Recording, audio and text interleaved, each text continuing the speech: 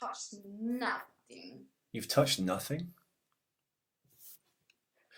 Hi everyone, it's Ethan McKinley. This is the 2 Minute Terminator, where we analyse and break down and dismantle the Terminator franchise 2 minutes at a time.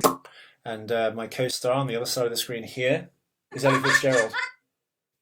Hey! Hey! How you doing? We should try and pass each other things through the split in the screen and be like, hey, oh, thank you. How would we An earplug. Movie magic, Ellie. We do that with the earplugs, because I have... What if I passed you a hairbrush like this? But I don't have that hairbrush. God damn it. Right, I'm trying to loop this 2 minutes. Oh, forget it. Oh, fuck you, Ethan. Hit the music.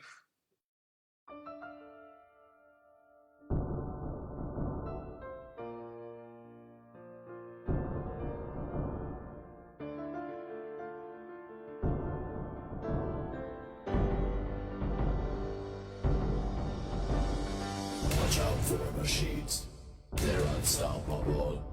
Watch out for machines, they will rule the world. I want to do the pig!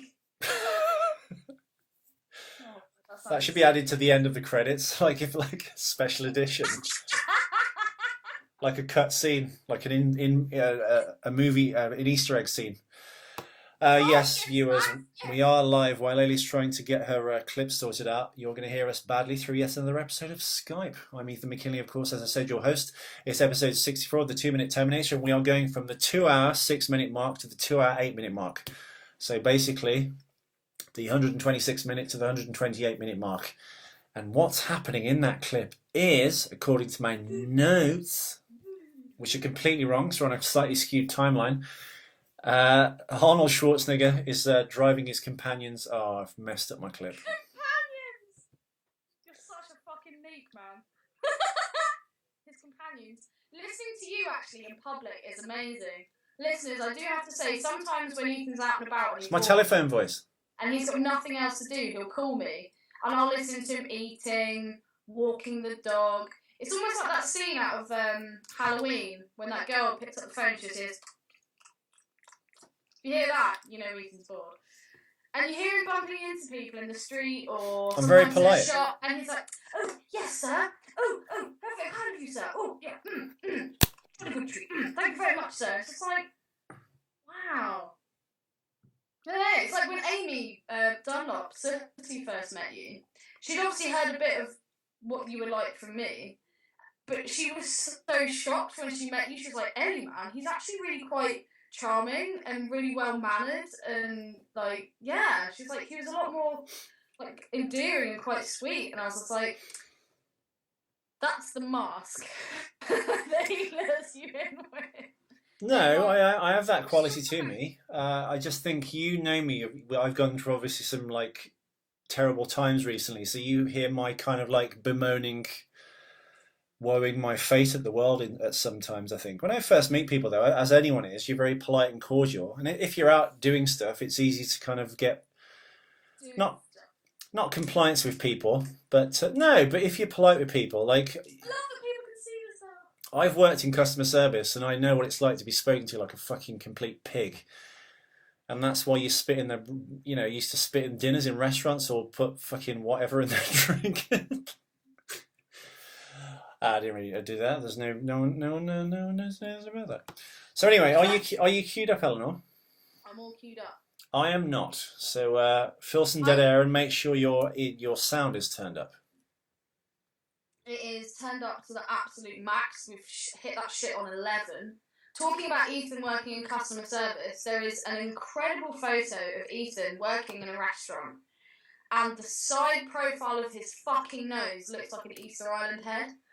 The old one. Oh my god, it is. Was that your original nose?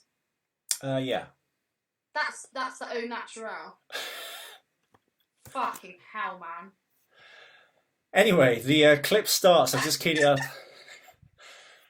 The clip starts at 2 hours 6 minutes and ends at 2 hours 8 minutes. They're basically it starts with a tight shot of them driving the car, and they're being gained on by the Terminator, and it ends with Arnold kind of essentially shooting his M16. Is it an M16 spoiler? It must be. I remember there was some like First Blood shooting the T1000 in the face through the windscreen, which looks really cool. I love that bit. It is a fucking awesome scene. Very ballsy. So let's get on with the show. Let's get on with the show. Do you have any facts for us? Well, kind of, yeah.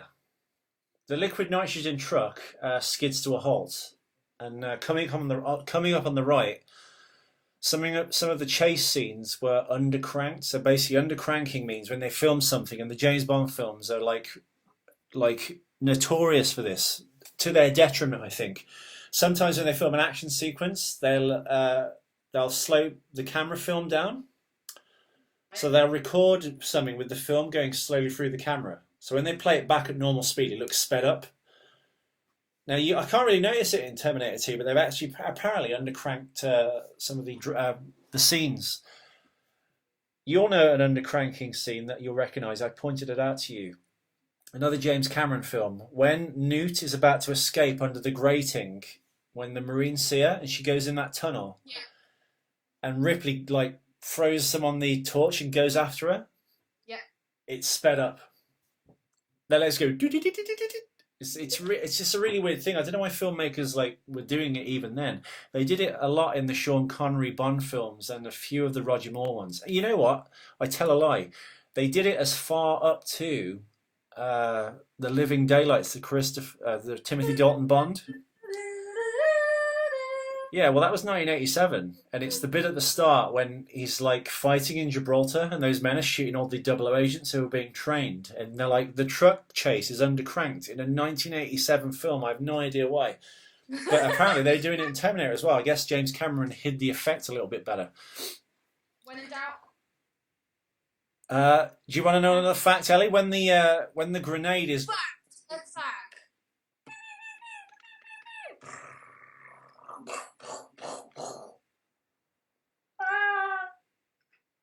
never gets old.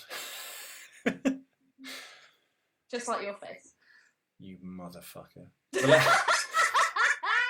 The one on the left is shit, Ellie.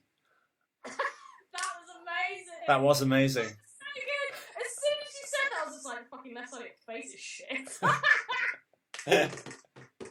Oh, God. Right, when the Arnold Schwarzenegger he's shooting grenades into the front of the truck, isn't he? He is. He is, right.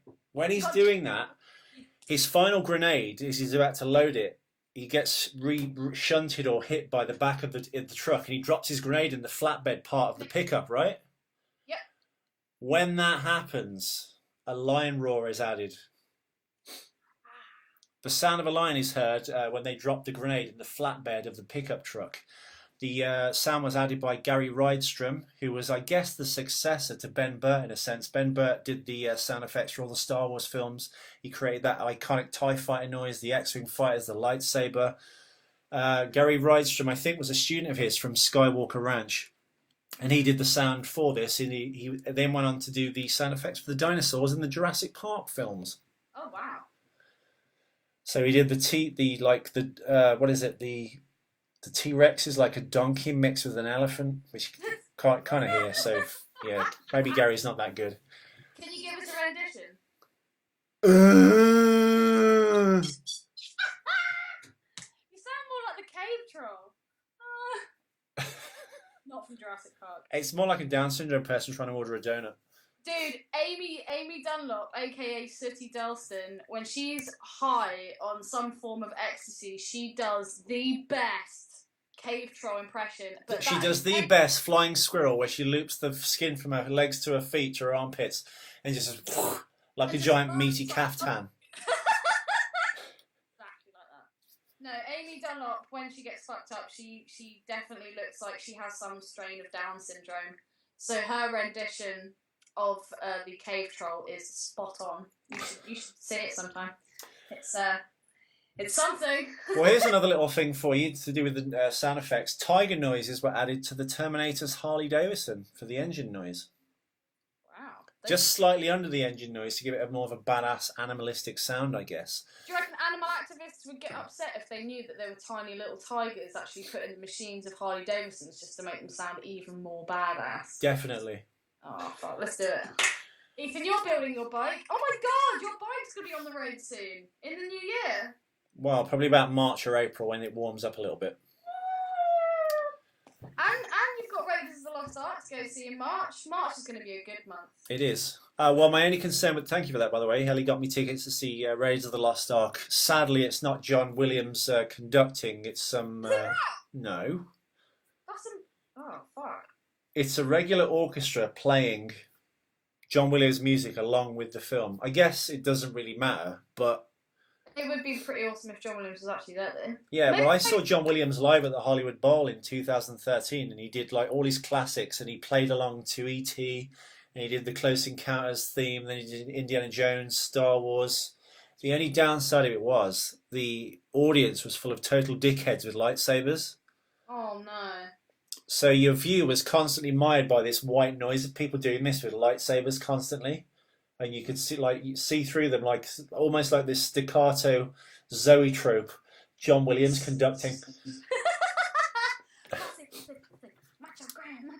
Now Gary Rydstrom's had a pretty good resume. He's recently he's working now on actually the BFG as the re-recording mixer. He's done Star Wars: The Force Awakens, Bridge of Spies with Tom Hanks, which has just come out here.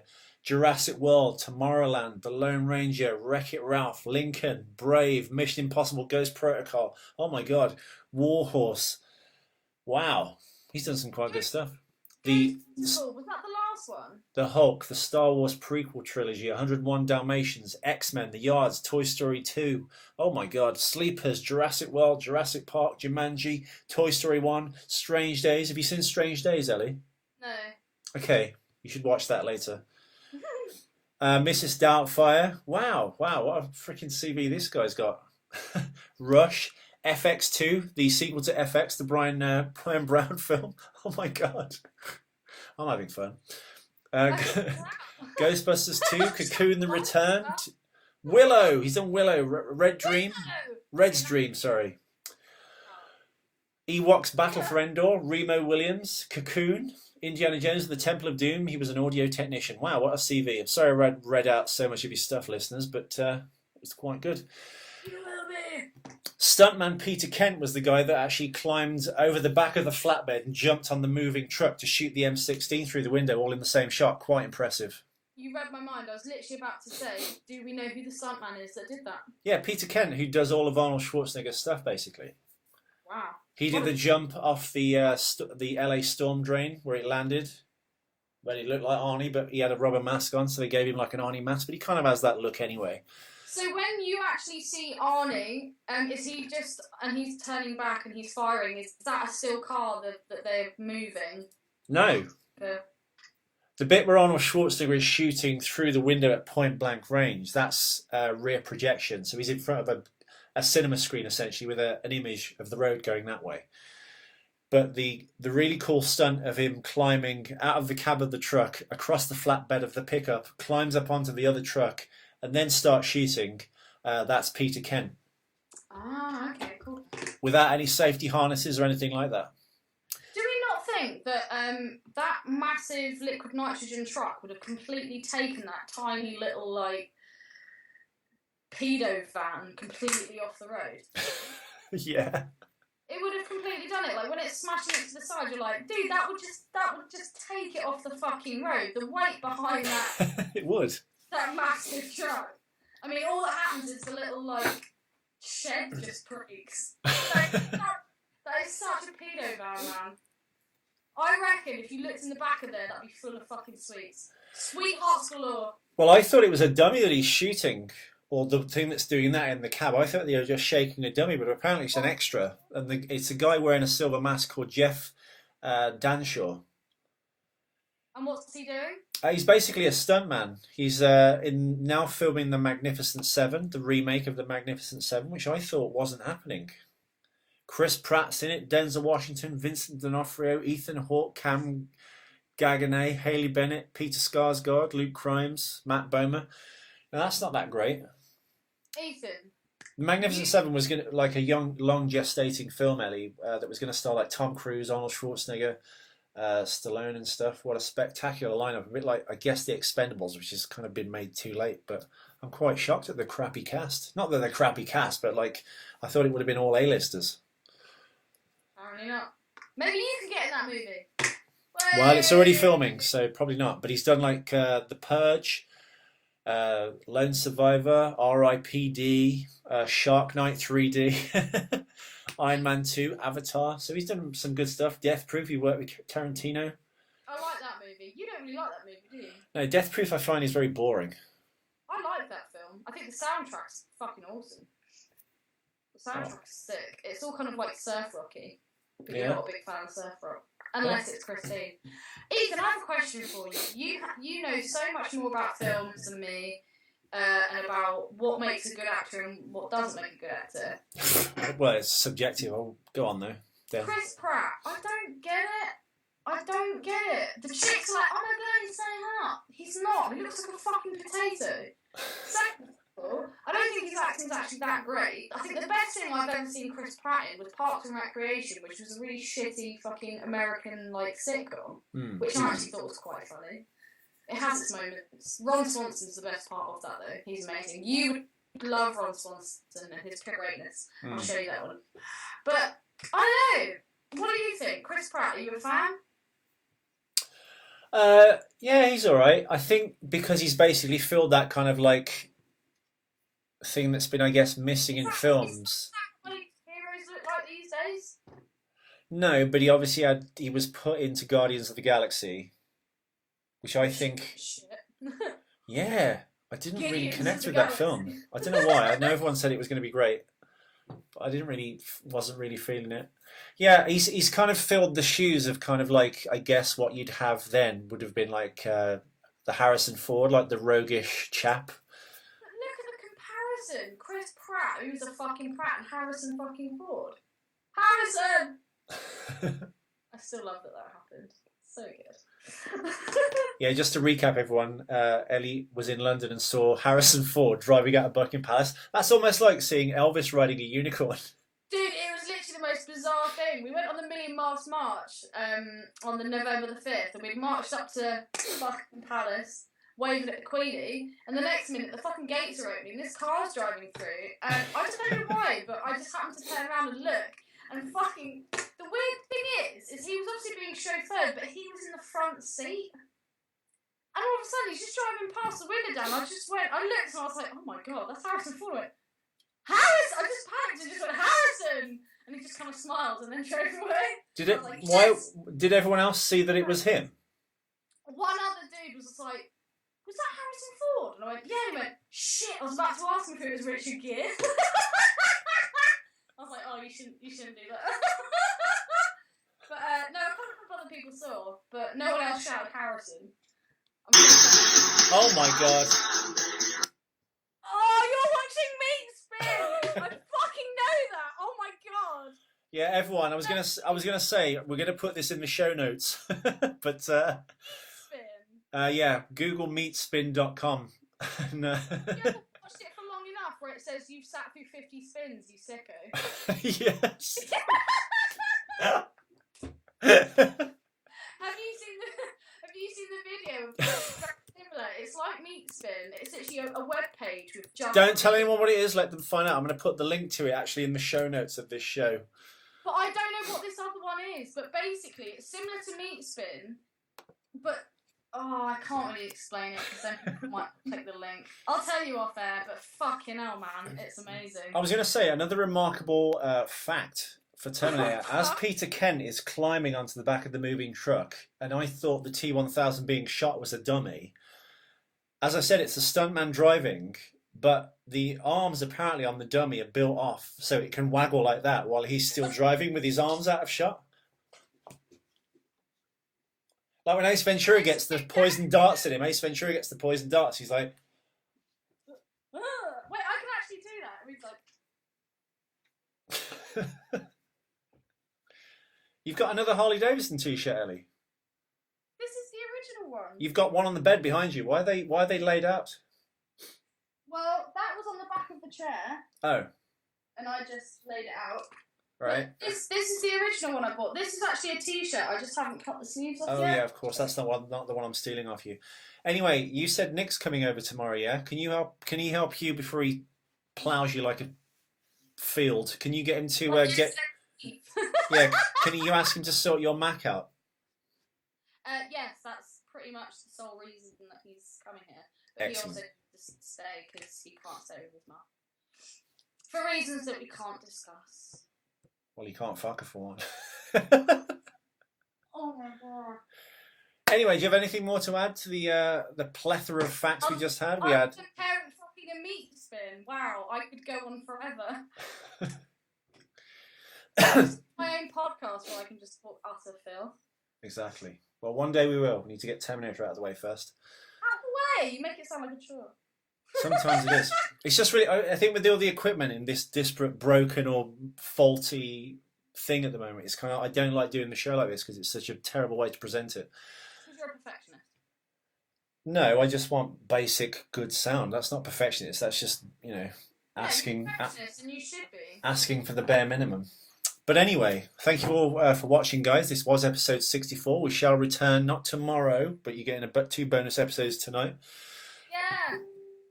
Yeah. So we shall return. Take the computer off, yo. We shall return on Friday with another 2 episodes. We're just going to start catching up, and after on Friday, me and Ellie are going to go through this entire system with a fine-tooth comb and get this thing perfected. I've been sent emails from podcasters from around the world to help. You're going to read them because you're not dyslexic, and we're going to work through, hopefully, and in fact get this X2U thing to work as well, so we can run a studio mic through the laptop, and then we don't need a sound desk. Yeah, fuck you, sound desk. Yeah, Zoom. Weirdly, it did work last week, and now it's Fucked up. not working. I've tried both plugs. For this one, right? Huh? Did you find the cable for this sound desk here? I have, yeah. I've got both plugs here. I'll return with one on Thursday to do the live show. Plug up, baby. 5 up. Thank you all for listening, guys. Hasta la vista. Baby. Thank you, Ellie.